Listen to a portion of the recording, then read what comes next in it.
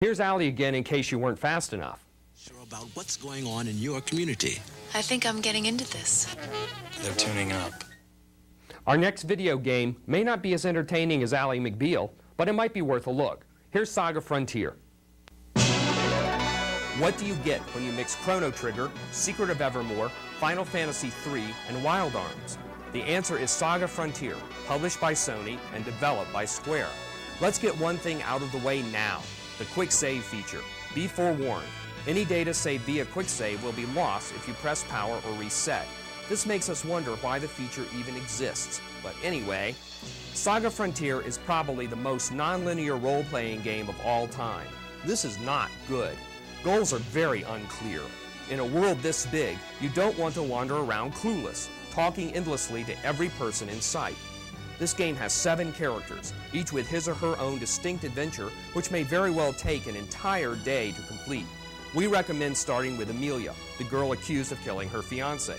Amelia's enemies are easy to beat, and the pace of the game is slow enough to allow you to learn the mechanics of the game along the way. Saga Frontier's graphics are an oddity. The jumbo pre-rendered backgrounds are sometimes gorgeous and sometimes at kindergarten level.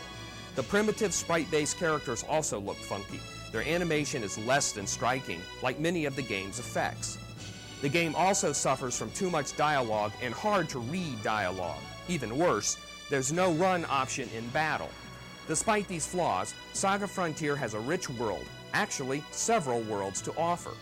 The variety, not only of the character quests, but of the environments themselves, is uncanny. The temptation will be to try the beginning of every character, but trust us, just stick with Amelia for the time being. The quests will eventually overlap in location, but not in task, goals, or story.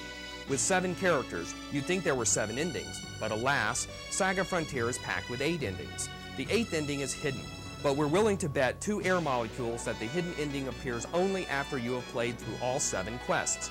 That will be quite a chore. Expect this game to last at least a month.